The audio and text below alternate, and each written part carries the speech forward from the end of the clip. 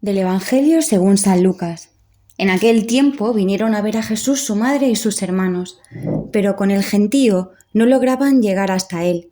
Entonces lo avisaron: «Tu madre y tus hermanos están fuera y quieren verte». Él respondió diciéndoles: «Mi madre y mis hermanos son estos, los que escuchan la palabra de Dios y la cumplen».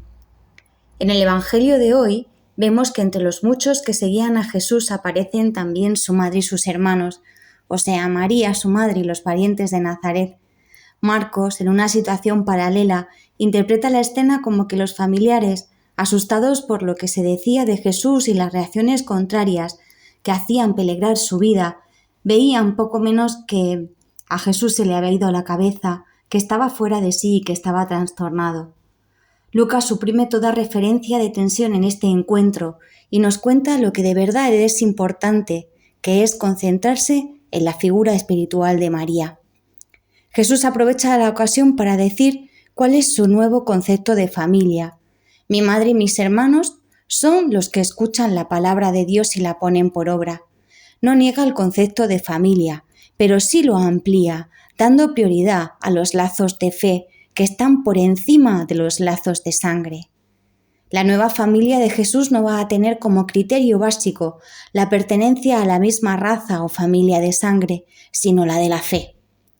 Ciertamente, en el pasaje de Lucas, no podrá entenderse esto con una desautorización de su madre, porque el mismo evangelista la ha puesto ya antes como modelo de creyente. Hágase en mí según tu palabra.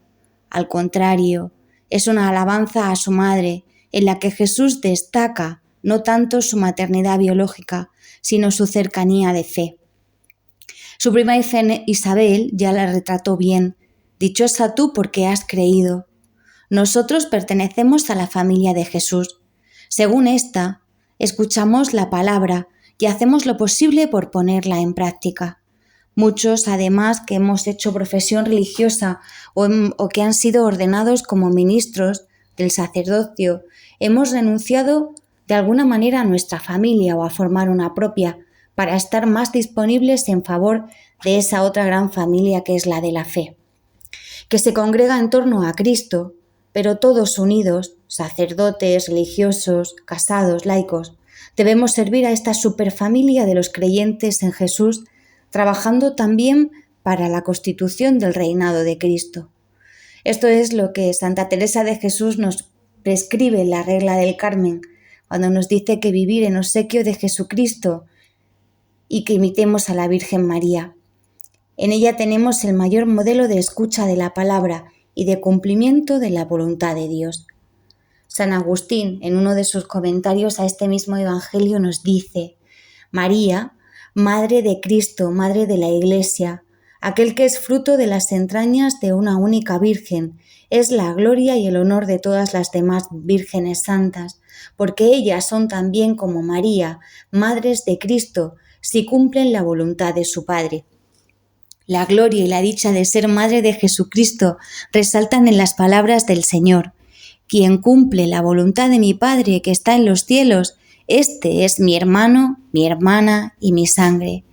Así indica el parentesco espiritual que los incluye en el pueblo que ha sido rescatado. Sus hermanas y sus hermanos son los hombres y las mujeres santos que participan con él en la herencia celestial. Su madre es la Iglesia entera, porque ella, por la gracia de Dios, engendra a los miembros de Cristo, es decir, a los que le son fieles.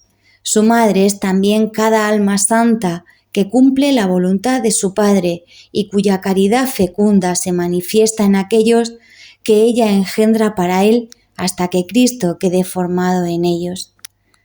Qué preciosidad de texto que nos eleva a la categoría de ser familia directa de Dios. Ser cristiano es vivir la vida como un encuentro personal con Jesucristo, vivo y resucitado, de corazón palpitante.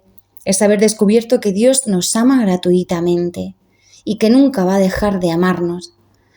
Ser cristiano es escuchar la llamada de Jesús que nos dice: ven y sígueme, que quiero que seas feliz. Y así entrar a formar parte de una nueva familia, la familia de la Iglesia, con unos hermanos concretos que el Señor nos regala para caminar en este mundo hacia la meta, que es el cielo. La pertenencia a la nueva familia de los discípulos de Jesús, a la Iglesia, se manifiesta no con los lazos de la sangre o con un vínculo meramente formal, sino cumpliendo la voluntad del Padre.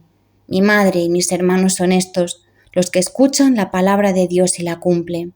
Porque aunque sea escandaloso y sea causa de sufrimiento y de dolor para muchos, el parentesco del alma es muy superior al parentesco de sangre.